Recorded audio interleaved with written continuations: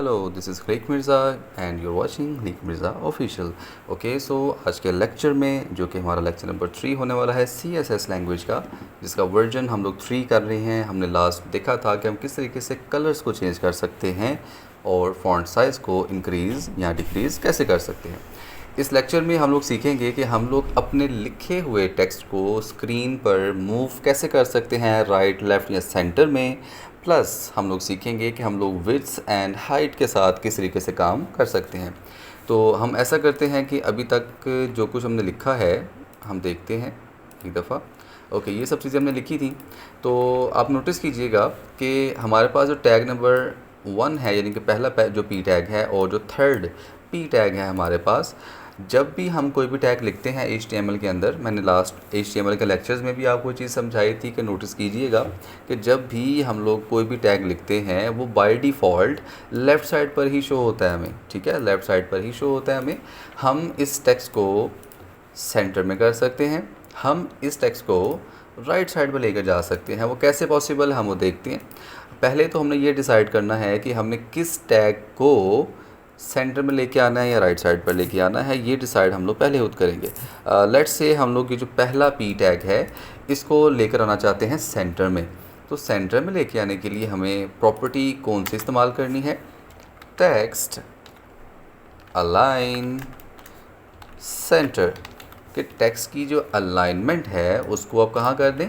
Centre में कर दें। अब नोटिस कीजिएगा, अब वो टेक्स्ट जो हमारा पहले लेफ़्ट साइड पर लिखा था अब वो सेंटर में आ चुका है। इसी तरह से फ़र्ज़ करें हम लोग ये थर्ड वाला हमारे पास पी टैग था, हम इसकी अलाइनमेंट चेंज करना चाहते हैं, यानी उसको मूव करना चाहते हैं। देन हम लिखेंगे टेक्स्ट अलाइन। किस साइड पर करना है? सेंटर में या फिर राइट साइड पर? हम राइट कर देखते हैं, तो आप देखेंगे कि वो राइट साइड पर हो चुका है। अब इसी के साथ मैं आपको फोर्थ और सबसे इम्पोर्टेंट अलाइनमेंट जो है वो बताने जा रहा हूँ। हम ऐसा करते हैं कि फोर्थ पी टैग भी ले लेते हैं। यहाँ पर कुछ मैं बाय डिफ़ॉल्ट टेक्स्ट जो है वो लिख लेता हूँ, लॉरिम इप्सम। ये हमारा डमी टेक्स्ट होता है। सबलाइम टेक्स्ट में इसकी सबसे अच्छी और बेस्ट चीज़ ये है कि आप डमी टेक्स्ट ले सकते हैं खुद। आपने नोटिस किया कि मैंने सबसे पहले क्या लिखा था? लॉरिम। लॉरिम लिखने के बाद आपके कीबोर्ड पर टैब का बटन होता है, आप उसको जैसे ही दबाएंगे तो ये सारा का सारा टेक्स्ट खुद ब खुद लिखा हुआ आपको मिल जाएगा। अब यहाँ पे नोटिस कीजिएगा आप लोग कि काफ़ी सारा टेक्स्ट हमारे पास आ चुका है। और अब हम जब इसके ऊपर अलाइनमेंट सेट करेंगे तो क्या होगा? मैं आपको चाहता हूँ कि आप थोड़ा सा फोकस अपना बनाए रखें, क्योंकि मैं आपको पूरा कंप्लीट कॉन्सेप्ट जो है वो समझाना चाह रहा हूँ।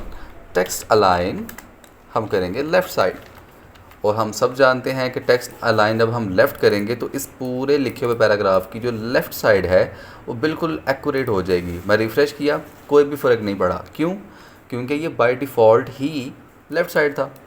अब अगर मैं इसको लेफ़्ट की जगह पर सेंटर अलाइन कर देता हूँ तो क्या होगा? नोटिस कीजिएगा ज़रा। अब इसकी लेफ़्ट साइड भी ख़राब हो गई है, राइट साइड भी ख़राब हो गई है, और सेंटर जो है इसका पैराग्राफ का, यानी कि ये वाला सेक्शन, ये बिल्कुल एक्यूरेट हो चुका है, जो कि हमें इतना ज़्यादा फ़र्क महसूस नहीं हो रहा। लेकिन हमने देखा कि इसकी लेफ़्ट और राइट साइड भी डिस्टर्ब हो गई।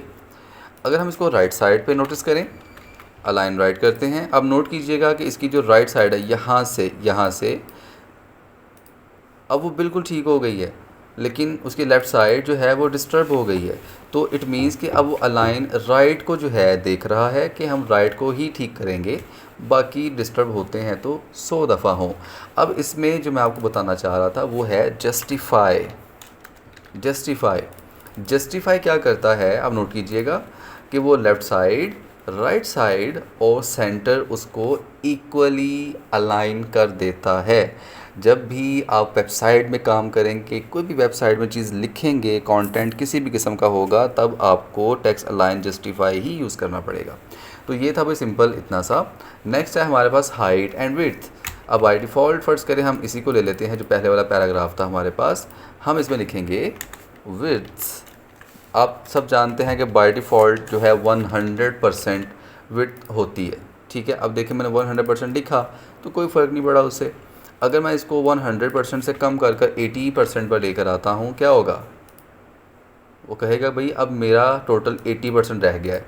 ठीक है, हम इसको मज़ीद कम करते हैं 50%, तो आप देखें वो 50% यानी 50% जो है उसके अंदर अंदर ख़ुद को एडजस्ट कर लेगा। तो इस तरीके से हम लोग किसी भी चीज़ की जो विड्थ है वो कम या ज़्यादा कर सकते हैं।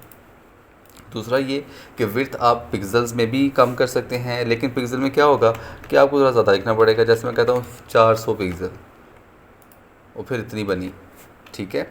अगर मैं इसको कहूँ कि 800 पिक्सल तो उसके मुताबिक जो है कम या ज़्यादा होगा। तो बेहतर क्या रहता है कि आप इसको परसेंटेज में करें। कहीं पे अगर आपको पिक्सल की ज़रूरत पड़ती है देन आप पिक्सल्स को यूज़ करें। बहरहाल फ़िलहाल मैं इसको परसेंट में ही कन्वर्ट कर देता हूँ। अब रह गया हाइट। अब हम हाइट यहाँ पे ले लेते हैं। फ़र्ज़ करें मैं हाइट करता हूँ 20%। इससे क्या होगा, कोई काम नहीं हुआ, पर ये तो बड़ा गलत हो गया। अगर मैं यही काम करूँ पिक्सल्स के साथ, फ़र्क पड़ा हल्का सा। अगर मैं यहाँ पर 80 पिक्सल्स करता हूँ तो देखें, तो याद रखिएगा कि जो पिक्सल और परसेंट के दरमियान में फ़र्क है। कुछ जगह ऐसी होंगी जहाँ पे परसेंट काम नहीं करेगी, पिक्सल काम करेगा, और कुछ जगह ऐसी होंगी कि जहाँ पर पिक्सल भी काम कर रहा है और परसेंट भी काम कर रहा है। तो इस तरीके से भाई हम लोग क्या कर सकते हैं कि अपनी हाइट, विड्थ और टेक्स्ट अलाइन को बआसानी यूज़ कर सकते हैं।